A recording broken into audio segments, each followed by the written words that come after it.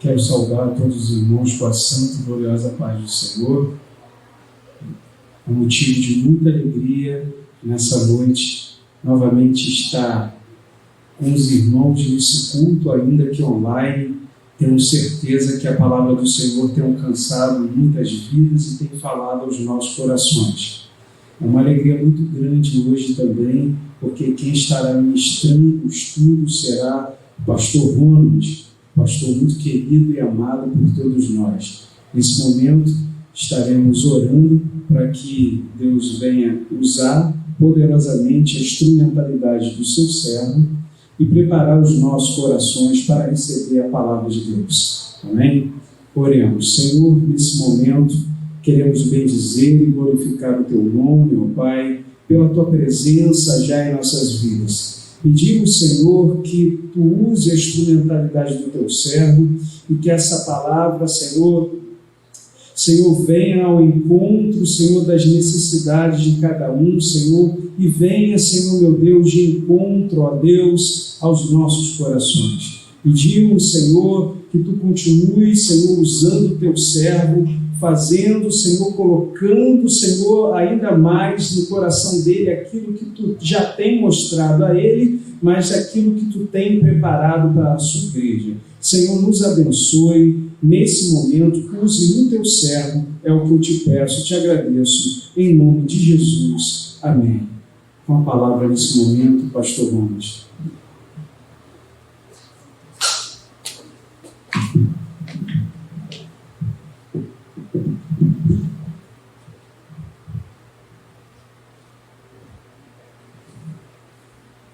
Muito obrigado. Eu gostaria, em primeiro lugar, de agradecer ao convite, nosso pastor e amigo Luiz Gustavo, ao nosso amigo muito chegado, como um irmão presbítero Evandro, e a toda a igreja por nos confiar a oportunidade de poder trazer uma reflexão da palavra de Deus.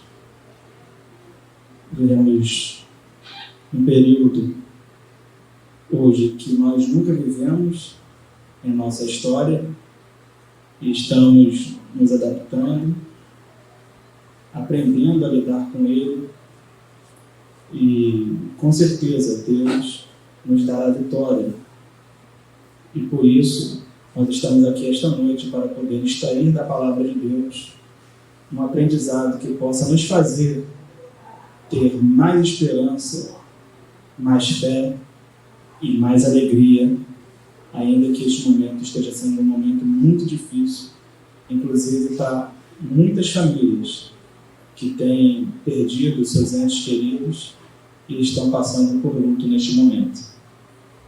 Eu gostaria que os irmãos abrissem as vossas Bíblias. Livro dos Salmos, capítulo 75, versículo 1, em diante. A ti, ó Deus, glorificamos. A ti damos louvor, pois o teu nome está perto, e os homens falam dos teus maravilhosos feitos. Dizes, eu escolho o tempo determinado, sou eu quem julga retamente. Dissolve-se a terra e todos os seus moradores, mas eu fortaleço as suas colunas. Digo aos soberbos, não sejais arrogantes, e aos ímpios, não levanteis a fronte. Não levanteis a vossa fronte altiva, nem faleis com arrogância, porque não é do Oriente, e nem do Ocidente, e nem do deserto, que vem a exaltação. Deus é o juiz. A um humilha e a outro exalta. Na mão do Senhor há um cálice cujo vinho ferve, cheio de mistura, e dá a beber dele todos os ímpios da terra. E dá a beber dele. Todos os ímpios da terra o sugarão e beberão até o fim. Quanto a mim, anunciarei isso para sempre. Cantarei louvores ao Deus de Jacó. Quebrarei as forças de todos os ímpios, mas as forças dos justos serão exaltadas. Senhor, que nesta noite o Senhor possa usar os meus lábios e possa alcançar os corações daqueles que estão ouvindo a Tua palavra. Ainda que nada sou, apenas pó e cinza, servo e servo inútil, mas a Tua graça é que tem nos capacitado a pregar e ensinar a Tua palavra. Fala aos teus corações, aos corações dos nossos irmãos, que somente a voz do Teu Espírito seja ouvida nesta hora. É o que nós te pedimos em nome de Jesus. Amém? E graças a Deus. Nesta noite eu gostaria de trazer uma reflexão para vocês sobre quais ensinamentos nós podemos aprender da relação do novo coronavírus com o mundo, a igreja e Cristo. O texto que nós lemos é um texto central, mas nós vamos nos ater apenas ao verso 8 e o verso 9, que tem na sua escritura a seguinte oração, a seguinte frase: na mão do Senhor há um cálice cujo vinho ferve, cheio de mistura, e dá a beber dele. Todos os ímpios da terra o sugarão e beberão até o fim. Quanto a mim, anunciarei isso para sempre. Cantarei louvores ao Deus de Jacó.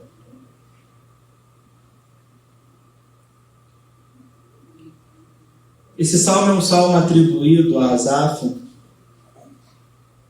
e é um salmo muito interessante, pois ele traz a menção do cálice de Deus.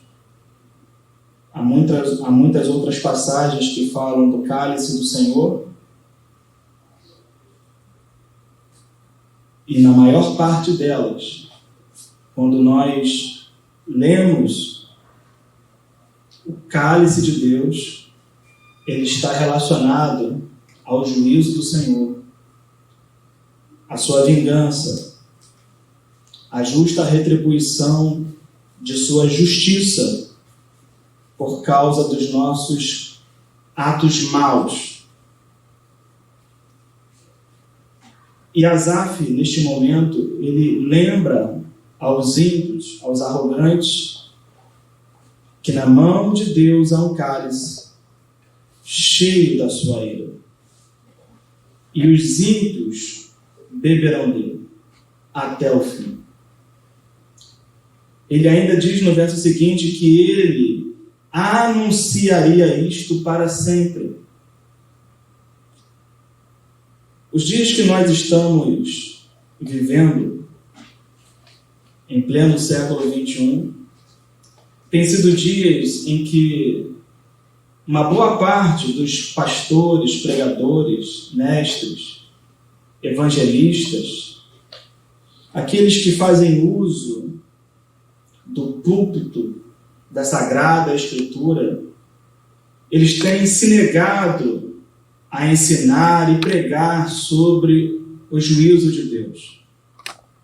Eles têm se negado a ensinar as ovelhas do Senhor sobre o atributo de Deus, da sua severidade, da sua justiça.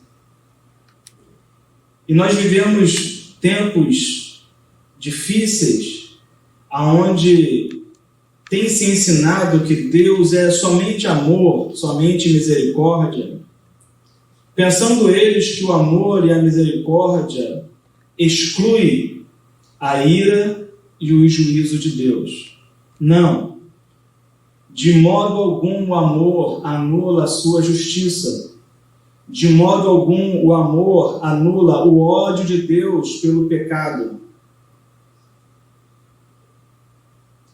Seria como dizer que nós amamos crianças, mas odiamos o aborto.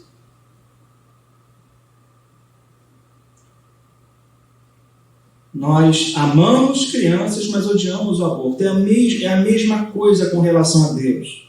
Ele ama a humanidade, mas odeia o que a humanidade pratica com seus atos de arrogância e de altivez.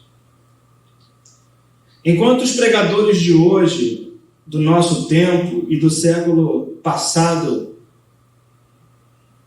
não todos, mas uma boa parte, se negam a empregar e anunciar o juízo de Deus, Asaf disse: quanto a mim, anunciarei isso para sempre.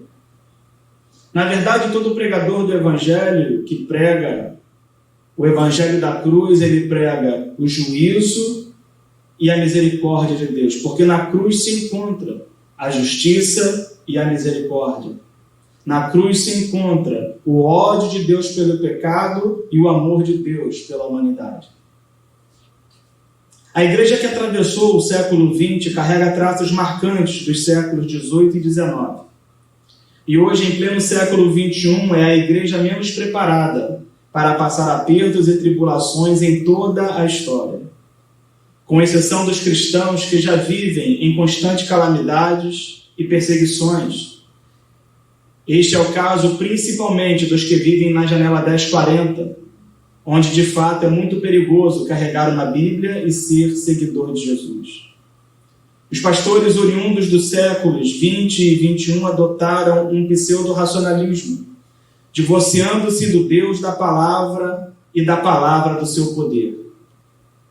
Depois foram além, criando sofismas com a teologia triunfalista da cura e prosperidade. E, por fim, o positivismo do coaching empresarial, com todas as técnicas da psicologia e ciências suspeitas de misticismo e ocultismo. Em questão de poucas décadas, os cristãos abandonaram completamente o conceito e mandamento de santidade. Livro do Levítico, capítulo 19, versículo 2, está escrito: sede santos, porque eu, Senhor, o vosso Deus, sou santo. Uma vez que Cristo não reinasse mais em seus corações, eles não precisariam mais se mostrar santos ou separados do mundo ao seu redor. Logo, mudou-se os comportamentos e a forma de vestir-se. Os corpos antes cobertos e adornados, agora estão nus, entregues à vaidade e ao vilipêndio moral. Nada além da mais exata realidade de seus corações, nus diante de Deus. Apocalipse, capítulo 3, versículo 17 e versículo 18, fala-nos de uma igreja na cidade de Laodiceia, que arrogava para si a alcunha de ser rica, próspera, bem vestida, mas o Senhor a dizia: não sabes que és pobre, cega, miserável e nua. Adão e Eva, enquanto estavam no jardim, em sua santidade original, antes de pecarem contra o Senhor, estavam cobertos. Mas após pecarem contra o Senhor, perderam a sua santidade original e acharam-se nus em pleno jardim. Sendo assim, começaram a aparecer e multiplicar os vícios e as degradações morais, tais quais nunca houve em toda a história da Igreja de Cristo. Ascenderam ao ministério lobos vorazes ao invés de pastores, cães gulosos que, na sanha de saciarem suas ganâncias, entregaram as ovelhas do Senhor a toda sorte de males. Com seus maus exemplos, estimularam as ovelhas a pecarem desenfreadamente, as quais também foram reprovadas pelo Supremo Pastor. Contudo, Jeová sempre teve em seus exércitos aqueles que tomavam a sua palavra com subordinação e obediência. Pastores e profetas íntegros, leais e verdadeiros. Mesmo que em menor número, como no caso de Gideão e seus 300. Nós somos considerados perturbadores do mundo, conforme está registrado em duas passagens. Primeiro livro dos Reis, capítulo 18, versículo 17, quando Elias apresenta-se diante de Acabe, Acabe pergunta para Elias: és tu o perturbador de Israel? Ao que Elias lhe replica, lhe responde: eu não sou o perturbador de Israel, mas tu e a casa de seu pai têm perturbado a Israel com os vossos pecados, e vocês têm se voltado aos ídolos, aos Baalins. Em Atos capítulo 17, versículo 6, quando Paulo, Silas, Lucas e os seus demais irmãos, evangelistas, missionários, chegam à cidade de Tessalônica, eles se hospedam na casa de um homem chamado Jason. E eles se dirigem à sinagoga para pregar e anunciar o evangelho de Cristo. Os judeus daquela cidade logo ficam enraivecidos, criam motim, confusão, e no dia seguinte eles vão até a casa de Jason para prender Paulo e os demais irmãos. Não encontrando a Paulo e os demais irmãos, eles tomam a Jason e levam para a sinagoga, e o prendem, e o julgam, e chegando lá eles dizem: aqui também chegaram estes que têm perturbado o mundo, estes que têm revolucionado o mundo, estes que têm alvoroçado o mundo. Na verdade, não somos nós, os que andamos na lei e na palavra do Senhor, os perturbadores, mas são aqueles que promovem a impiedade e andam na contramão da palavra do Senhor, na contramão da santidade. E então aqui chegamos para tocar a trombeta em Sião. O profeta Joel, no capítulo 2, no verso 1, ele diz: tocai a trombeta em Sião, fazei soar o alarme, tremam as nações, perturbem-se os moradores da terra, porque o dia do Senhor vem e está perto. Uma mensagem de juízo. O toque da trombeta de Joel e o toque da trombeta desses últimos dias na boca dos santos homens de Deus é o toque do juízo. O dia do Senhor vem e está perto. O arrebatamento é um acontecimento ou um evento que está prestes a acontecer, e ele não trará nada de bom a este mundo. A única coisa que o arrebatamento trará de bom é para a igreja. A igreja do Senhor, a igreja de Cristo, a noiva do Cordeiro, será removida desta terra.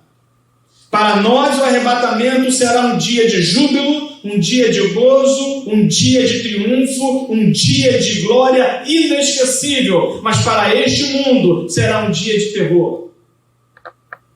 E os dias que se seguirão após o arrebatamento da igreja serão dias dificílimos. Serão dias de muita angústia. Para que nós possamos entender a relação do novo coronavírus com o mundo, com a igreja e com Cristo, nós precisamos, em primeiro lugar, saber e entender quem é Deus. Deus é soberano, supremo governador e regente deste universo. Nada foge ao seu controle. Livro do profeta Daniel, capítulo 4, versículo 34 ao 37.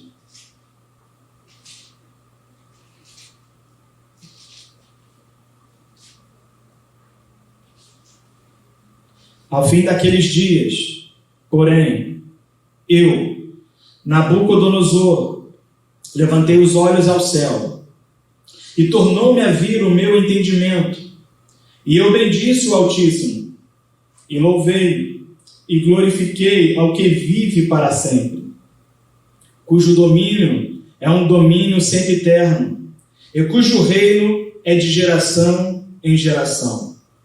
Todos os moradores da terra são reputados em nada. Segundo a sua vontade, ele opera no exército do céu e nos moradores da terra. Não há quem lhe possa deter a mão ou lhe dizer: que fazes? No mesmo tempo, voltou-me a vir o meu entendimento, e para a dignidade do meu reino tornou-me a vir a minha majestade e o meu resplendor. Buscaram-me os meus conselheiros e os meus grandes, e fui restabelecido no meu reino, e a minha glória foi aumentada. Agora, pois, eu, Nabucodonosor, louvo, exalto e glorifico ao Rei do céu, porque todas as suas obras são verdade, e os seus caminhos justos, e pode humilhar aos que andam na soberba. Escute, meu irmão, se Nabucodonosor, que nem crente em Deus era, teve motivos para louvar e exaltar ao Rei do céu, quanto mais eu e você, que fomos lavados, regenerados, redimidos, santificados pelo sangue do Cordeiro. Então você pode, nesse momento, na sua casa, aonde você estiver, levantar a sua mão e render louvores ao Rei do céu, ao Senhor Jeová, aquele que governa este mundo. Nabucodonosor é o monarca da Babilônia. Ele é aquele que Daniel viu em suas visões, como a cabeça de ouro e o leão com asas de águia. É aquele que construiu o maior império até então, que tinha em seus jardins aquilo que era considerado como uma das maravilhas do mundo antigo, os jardins suspensos da Babilônia. Mas ele foi humilhado por Deus. E na sua humilhação, com toda a sua grandeza, com todo o seu poderio, ele teve que reconhecer que ele não passava de pó e cinza. Outra passagem que fala sobre quem é Deus, como ele age, está em Deuteronômio capítulo 32, versículo 39. Quem fala e escreve de próprio punho é Moisés, servo do Senhor. Está escrito: vede agora que eu sou, eu somente, e não há outro Deus além de mim. Eu causo a morte e restituo a vida. Eu firo e eu saro, e não há quem possa livrar das minhas mãos. Levanto a mão aos céus e juro por minha vida eterna. Se eu afiar a minha espada reluzente e a minha mão empunhá-la para o juízo, eu me vingarei dos meus inimigos e retribuirei aos que me odeiam. Prestemos atenção nesses versos. Quem são aqueles que odeiam a Deus?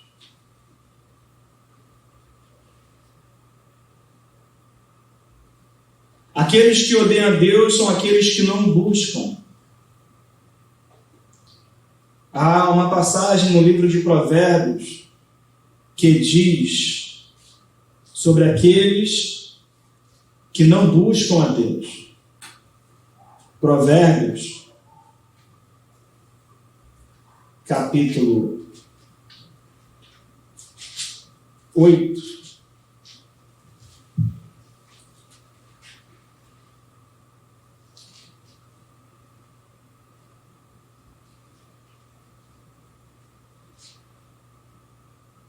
Versículo 35 e 36. Porque o que me acha a vida e alcança o favor do Senhor. Favor é graça. É benefício sem merecimento. O que, porém, não consegue me encontrar, faz mal à sua própria alma. Todos os que me odeiam amam a morte. Então, aqueles que odeiam ao Senhor, aqueles que são inimigos do Senhor, são aqueles que não buscam ao Senhor. O profeta Isaías, no capítulo 55, versículos 6 e 7, ele exorta aos povos a buscar ao Senhor. Ele diz: buscai ao Senhor enquanto se pode achar, invocai-o enquanto está perto. Deixe o ímpio seu caminho, e o homem maligno os seus pensamentos. Converta-se ao Senhor, que se compadecerá dele, e torne para o nosso Deus, pois grandioso é em perdoar.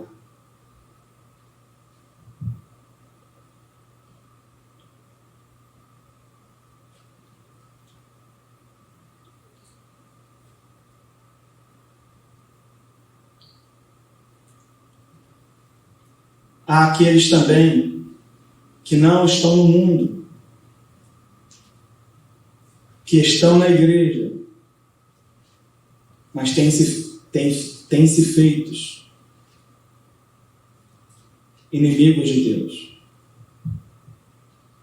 Tiago, capítulo 4, versículo 4, o servo de Deus disse: adúlteros e adúlteras, não sabeis que a amizade do mundo é inimizade com Deus? Portanto, qualquer que quiser ser amigo do mundo, constitui-se inimigo de Deus.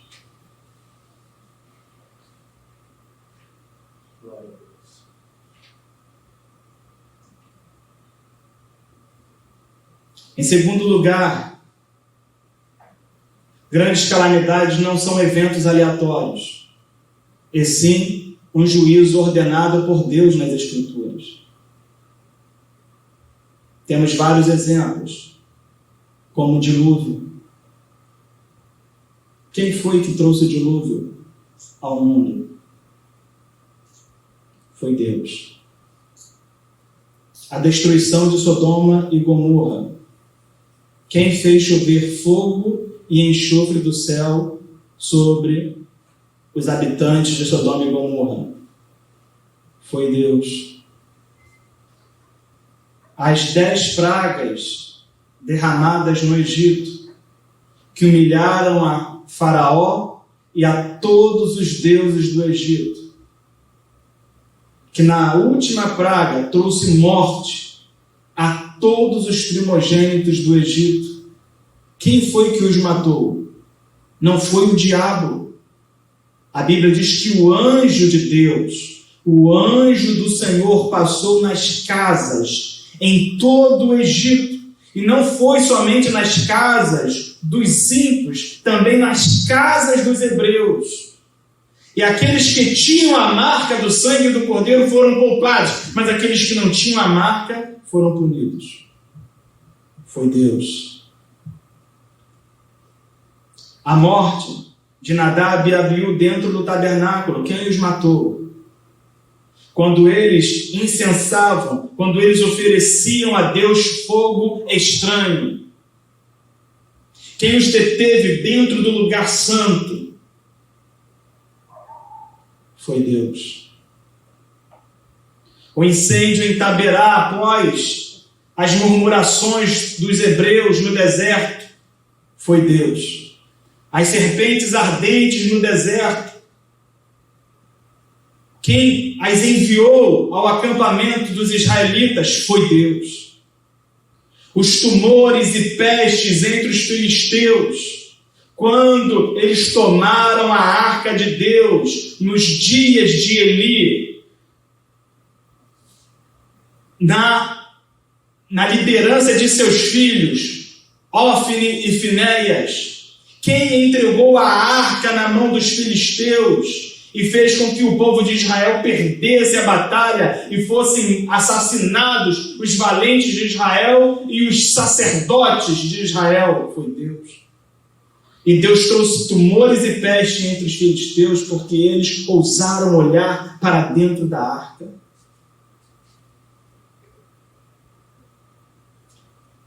A severa seca nos dias de Elias. Quem foi que trouxe a severa seca? Um tempo de estiagem que nós nunca temos visto até então.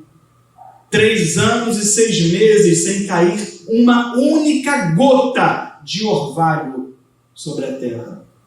Porque disse Elias, não haverá nem chuva, nem orvalho. Segundo a minha palavra. E a palavra que estava na boca de Elias era a palavra de Deus. E a severa seca que veio nos tempos de Elias matou muitas pessoas, a ponto dele ter, depois de algum tempo, de se hospedar na casa de uma mulher viúva, que com certeza ficou viúva, eu posso supor, por causa da severa seca. Animais mortos. Jesus afirma que havia muitas viúvas nos dias de Elias, mas a nenhuma delas foi enviado o profeta, senão a viúva de Sarepta. Muitos homens morreram nesse tempo. Quem trouxe esse castigo foi Deus. A praga de gafanhotos nos dias de Joel. Quem trouxe a praga de gafanhotos sobre as terras de Israel nos dias do profeta Joel? Está lá, está escrito, ele trouxe. O Senhor Jeová trouxe.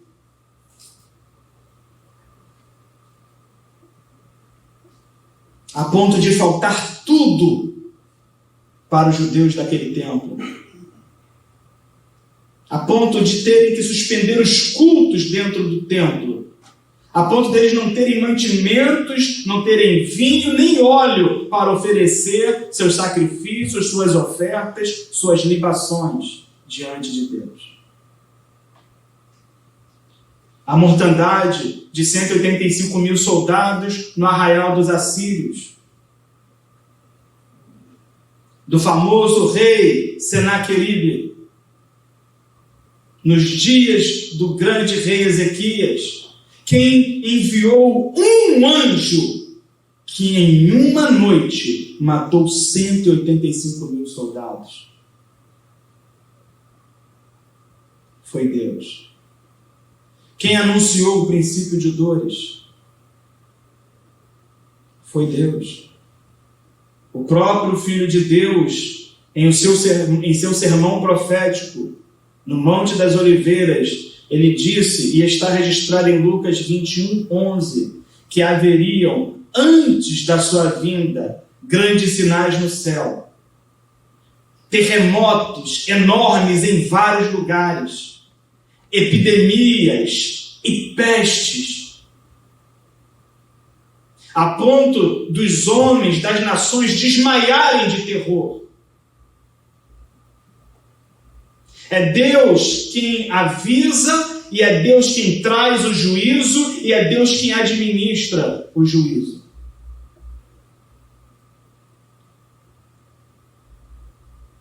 Os selos, as trombetas e as taças da ira de Deus, na revelação que o próprio Deus deu a João, que está no livro de Apocalipse.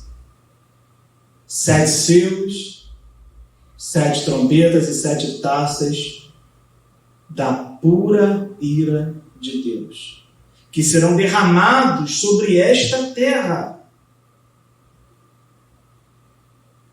Nós não sabemos o que é sofrimento. O que está por vir é muito pior do que o que nós estamos passando agora. Infinitamente pior. Porque ele disse que se aqueles dias que chegarão, que haverão de vir, não fossem abreviados, nenhuma carne se salvaria. Ninguém sobreviveria ao derramamento do juízo de Deus.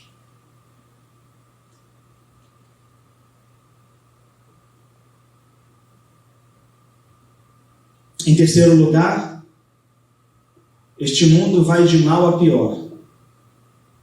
Livro do profeta Jeremias, capítulo 25, versículo 15.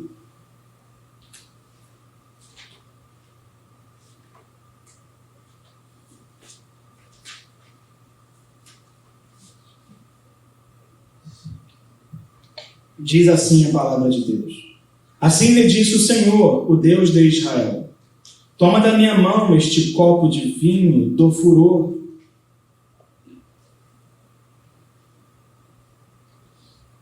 e faze que dele bebam todas as nações, as quais eu te enviar. Quando dele beberem, cambalearão e enlouquecerão, por causa da espada que enviarei entre eles. Tomei o copo da mão do Senhor e dei a beber a todas as nações, as quais o Senhor me tinha enviado. Versículo 27 ao 29. Então lhes dirás: assim diz o Senhor dos exércitos, o Deus de Israel: bebei, embebedai-vos e vomitai, caí e não torneis a levantar-vos, por causa da espada que eu vos enviarei. Se não quiserem tomar o copo da tua mão para beber, lhes dirás: assim diz o Senhor dos exércitos, certamente bebereis. Na cidade que se chama pelo meu nome, começo a castigar. Ficareis vós totalmente impunes? Não, não ficareis impunes, pois chamo a espada sobre todos os moradores da terra, diz o Senhor dos exércitos. Em tempos de juízo de Deus sobre o mundo, até mesmo o seu povo não escapa aos efeitos da calamidade.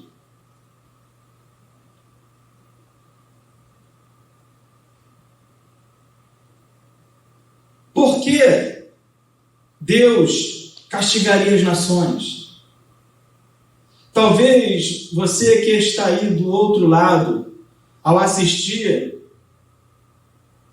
este estudo, esta mensagem, este ensino, possa estar se perguntando: que tipo de Deus é esse que castiga a sua criação? Esse não é o Deus que eu ouço falar.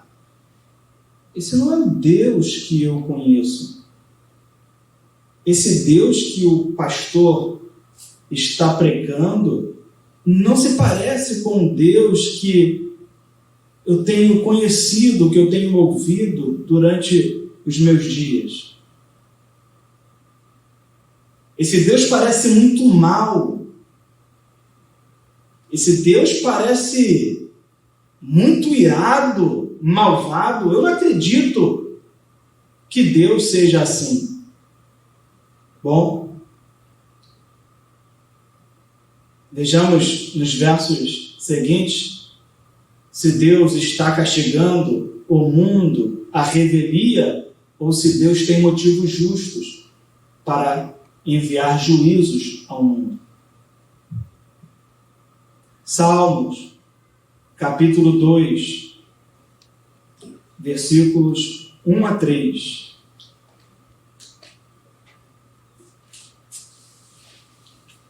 Por que conspiram as nações e os povos tramam em vão? Os reis da terra se levantam e os governantes se reúnem contra o Senhor e contra o seu ungido, dizendo: rompamos as suas cadeias e sacudamos de nós as suas algemas. Aqui nós vemos o mundo conspirando contra o Senhor, tramando, porém, em vão. Os reis da terra se levantando, se fazendo grandes, mostrando a sua força, se reunindo contra Deus, dizendo: não nos subordinaremos à sua lei, não acataremos a sua ordem, não nos colocaremos debaixo do seu jugo. Embora o jugo de Cristo seja suave e o seu fardo leve, o mundo rejeita o senhorio de Cristo. O mundo rejeita a autoridade de Deus, porque o mundo é, por sua própria natureza, inimigo de Deus.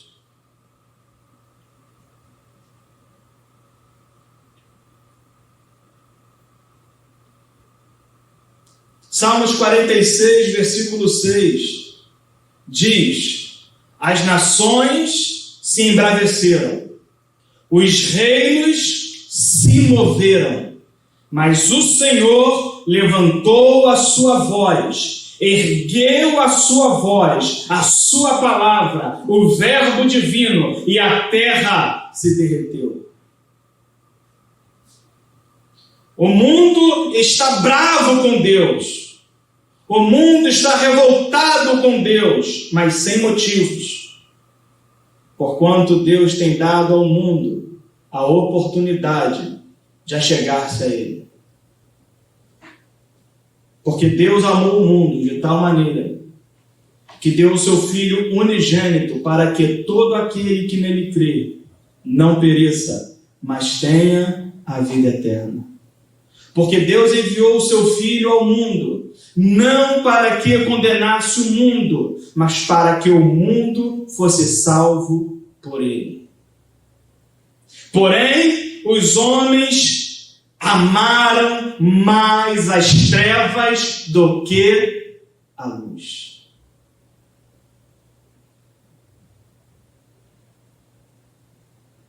Levítico capítulo 18, 19 e 20 faz uma lista tríplice. Uma lista tríplice, 18, 19 e 20, 3 capítulos, que enumeram todo tipo de pecado. Pecados de feitiçaria, idolatrias e toda sorte de imoralidades. Pecados que estavam nas nações circunvizinhas a Israel. E Deus anunciou a Israel dizendo que quando eles entrassem para tomar posse da terra que mana leite e mel, que eles não deveriam imitar o modo de viver das nações que estavam ao seu redor. Porque por tais motivos Deus estava desterrando essas nações por causa dos seus pecados. A primeira vez que o cálice de Deus aparece na Bíblia, e a palavra cálice aparece de forma oculta, é quando Deus diz para Abraão que a sua semente seria escravizada por 400 anos, mas a quarta geração tornaria para a terra que Deus havia prometido, porquanto a medida dos amorreus ainda não havia enchido. Todas as vezes que Deus envia juízo à humanidade, é porque nós fizemos com que o cálice de Deus transbordasse.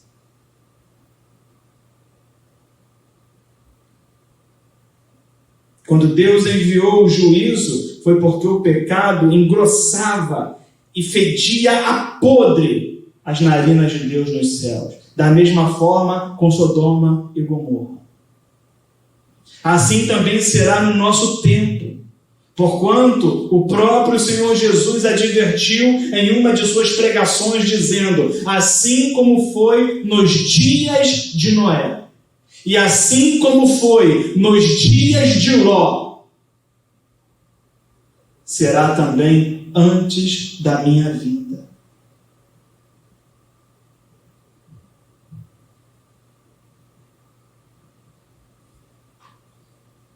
Nos dias de Noé, houve juízo.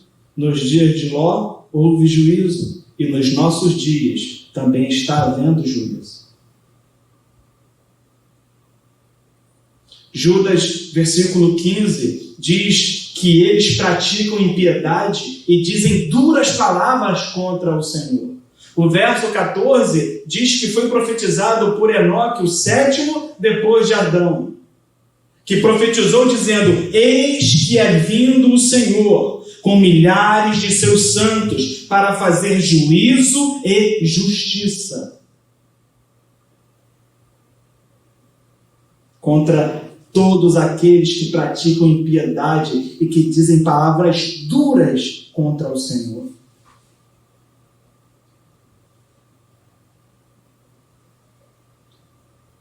Lembremos-nos dos meses que nos antecederam, até mesmo o ano anterior, em que milhares de pessoas, senão milhões, blasfemaram e zombaram do santo nome de Deus. Fizeram chacota com o Filho do Altíssimo. Fizeram zombaria com a masculinidade do Senhor Jesus.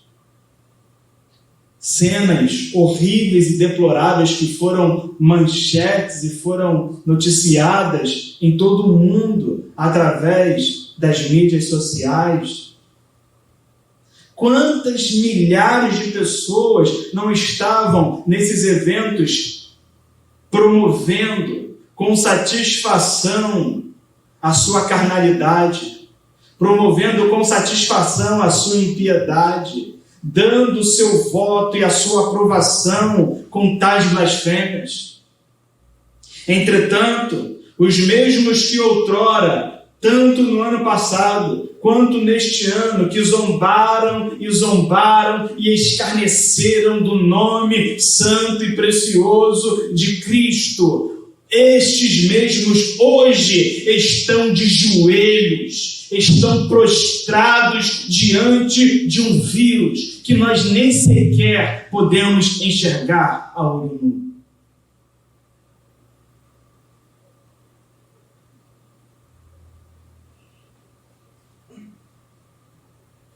Apocalipse 17, versos 1 e 2 e o verso 15 diz que a grande meretriz se assenta sobre muitas águas. E no verso 15 o apóstolo João dá a interpretação dizendo que as muitas águas são povos, nações, línguas e tribos, homens de toda sorte, de todos os lugares do mundo. E a grande meretriz será julgada juntamente com os povos que se prostituíram com ela e beberam do vinho da sua prostituição. O mundo vive em constante pecado. O mundo vive em constante rebeldia contra Deus. O profeta Oséias, no capítulo 4,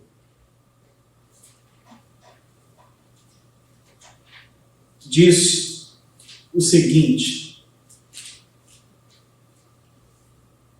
ouvi a palavra do Senhor, vós, filhos de Israel, porque o Senhor tem uma contenda com os habitantes da terra. Não há verdade, nem amor, nem conhecimento de Deus na terra. Só prevalecem o perjurar, o mentir, o matar, o furtar e o adulterar. Quebram todos os laços e há homicídios sobre homicídios. Por isso a terra se lamenta e todo o que nela mora desfalece. Este é um retrato fiel dos nossos dias.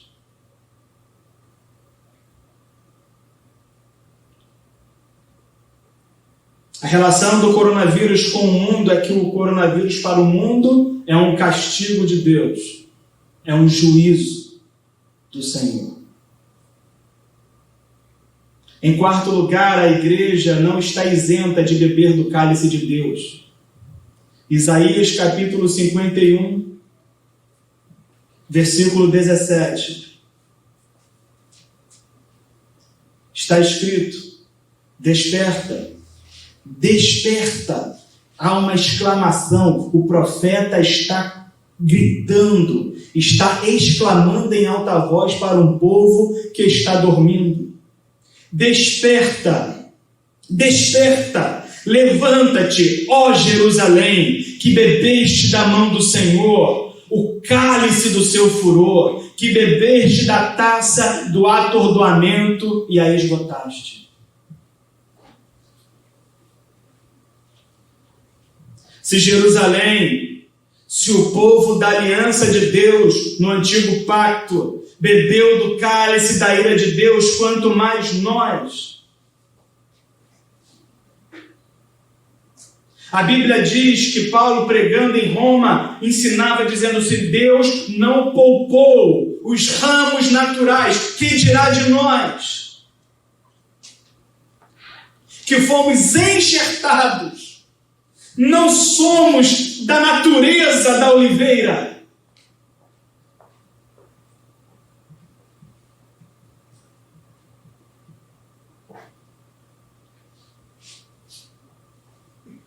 A aplicação é imediata e correta. Desperta a igreja que tem bebido da mão do Senhor, do cálice do seu furor. Desperta e levanta-te. Põe o teu joelho no chão e a tua face no pó, para que haja esperança.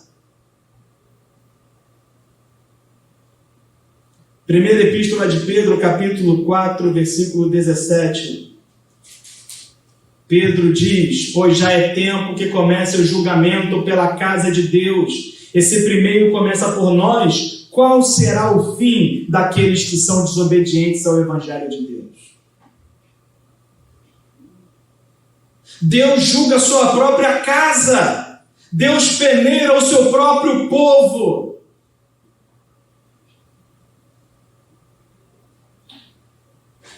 A Bíblia diz que Deus ama e corrige e açoita aqueles que são os seus filhos.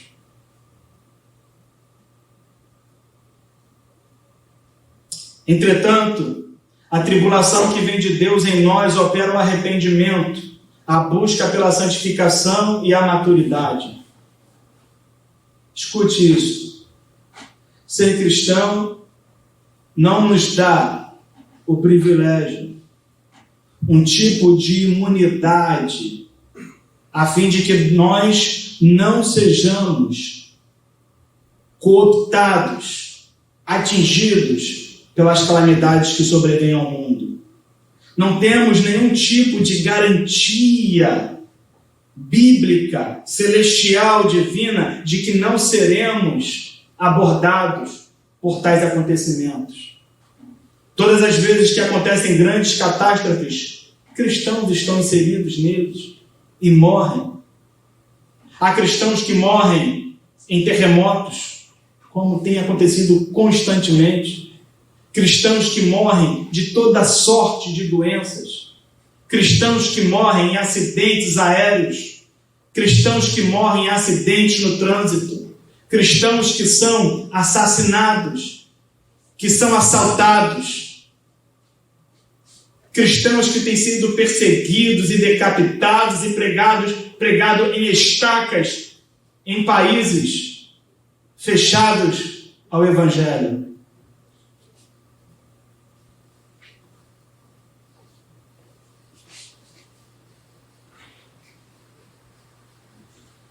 Romanos 5, 3 e 4, o apóstolo Paulo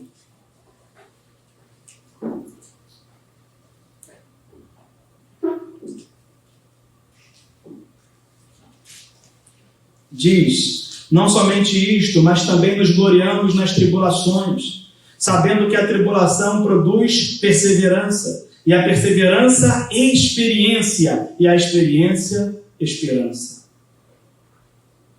Amadurecimento.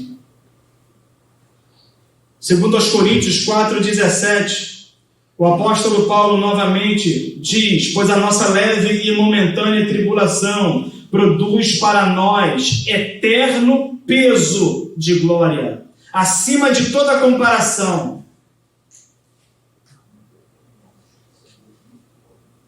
Romanos 8,18, novamente o apóstolo Paulo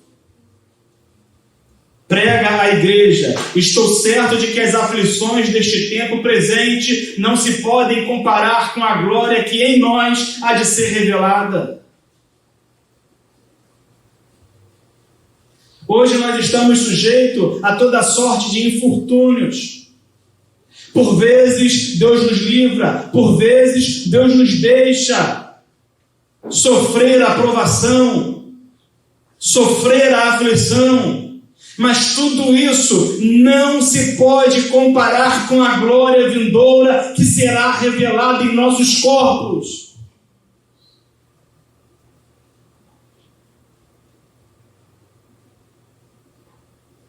Primeira Epístola de Pedro, capítulo 5, versículo 9. Pedro diz à igreja: resisti-lhe firmes na fé, sabendo que os mesmos sofrimentos estão se cumprindo entre os vossos irmãos no mundo. O diabo se aproveita do momento do juízo de Deus e também nos ataca. Ele se aproveita do momento da provação e traz consigo a tentação. E no meio da tentação, o apóstolo Pedro diz: resistir firmes na fé. Devemos continuar firmes. Não nos demover do nosso lugar na presença de Deus. Não recuar, não desviar, não mover-se para a esquerda, não mover-se para a direita, mas continuar firme.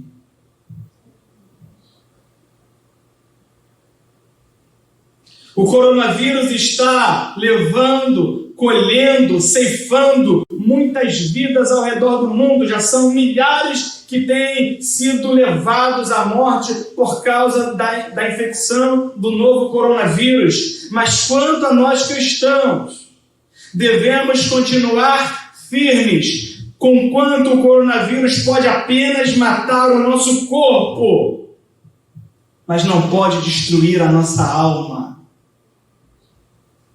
Ele pode nos levar à sepultura, mas a nossa alma, o nosso espírito está com a garantia da vida eterna, porque temos em nós o penhor da redenção.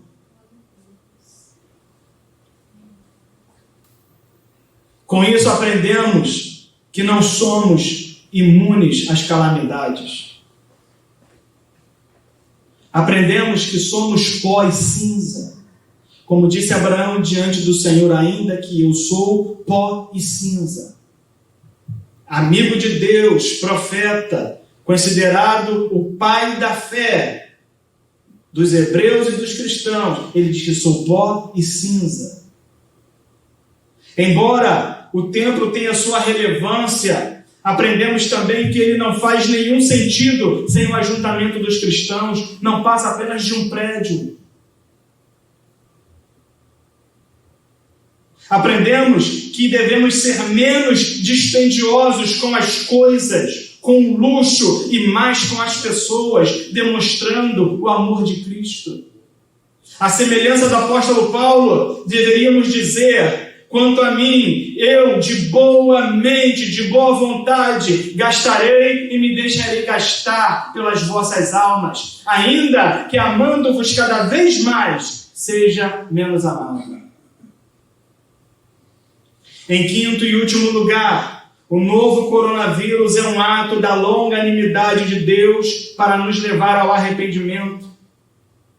Segunda Epístola de Pedro, capítulo 3, dos versos 1 a 10. Amados, esta é a segunda carta que vos escrevo, Nas 2 cartas procuro despertar pensamentos puros na vossa mente. Quero que vos lembreis das palavras que já vos foram ditas pelos santos profetas e do mandamento do Senhor e Salvador, dado mediante os vossos apóstolos. Sabei primeiro que nos últimos dias virão escarnecedores, andando segundo seus próprios desejos e dizendo: onde está a promessa da sua vinda? Desde que os pais dormiram, ou seja, morreram, todas as coisas permanecem como desde o princípio da criação. Eles, de propósito, ignoram isto, que pela palavra de Deus, já desde a antiguidade, existiram os céus e a terra, que foi tirada da água, e no meio da água subsiste. Por essas coisas também pereceu o mundo de então, coberto pelas águas do dilúvio.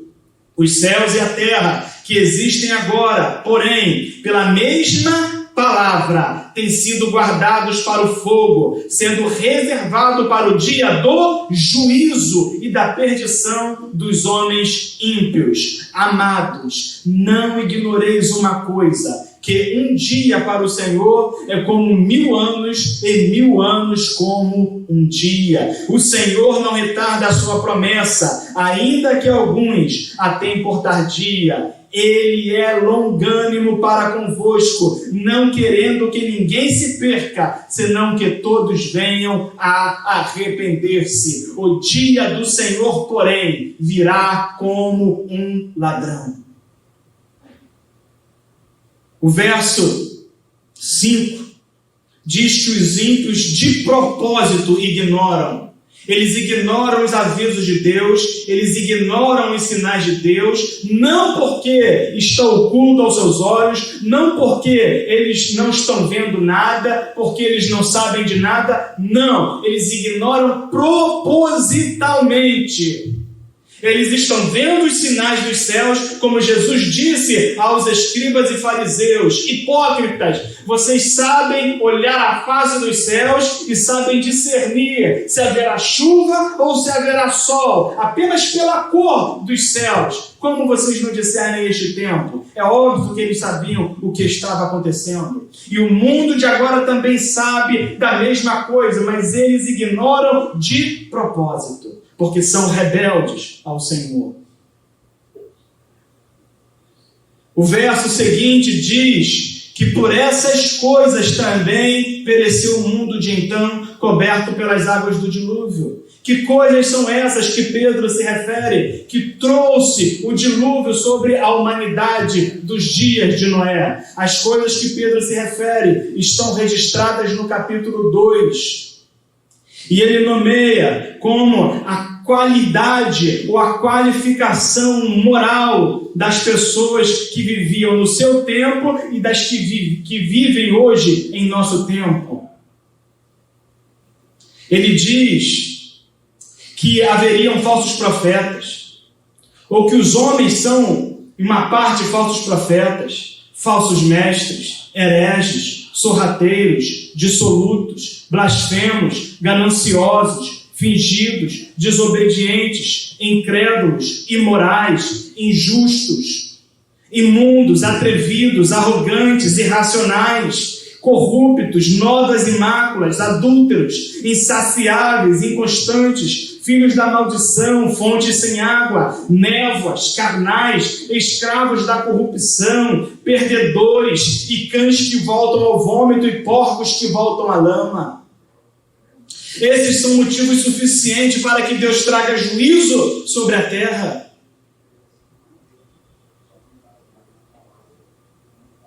Enquanto sofremos com o novo coronavírus, temos a nosso favor a longanimidade ou paciência de Deus, que espera pelo nosso arrependimento, a fim de levar-nos a uma relação correta de amor e paz com Deus.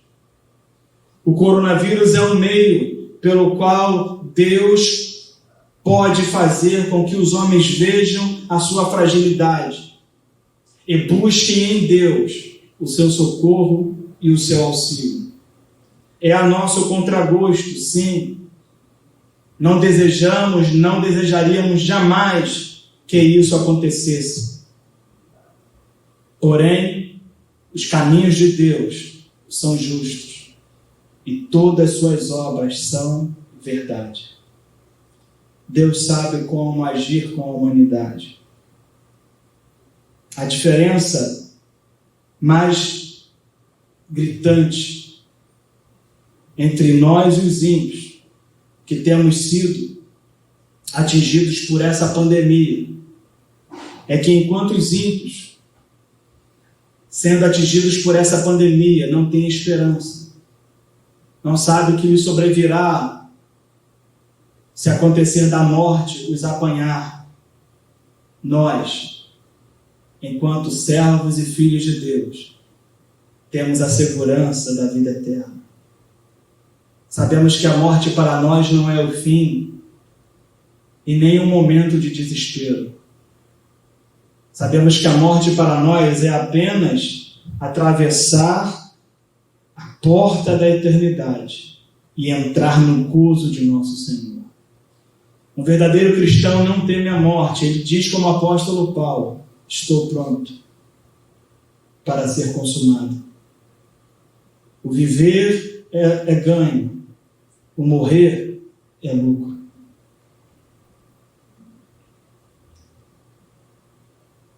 O coronavírus, o Covid-19, nem se assemelha ao que virá ainda sobre este mundo.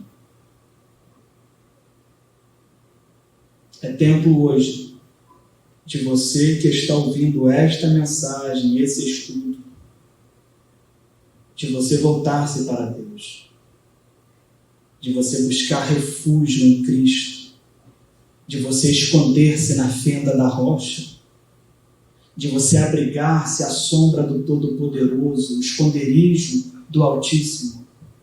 É tempo de você arrepender-se dos seus pecados e largar esta vida e dedicar-se ao Senhor e à esperança dos novos céus e nova terra, de ser recebido pelo Supremo Pastor das Ovelhas. Que Deus nos abençoe e tenha misericórdia de nós.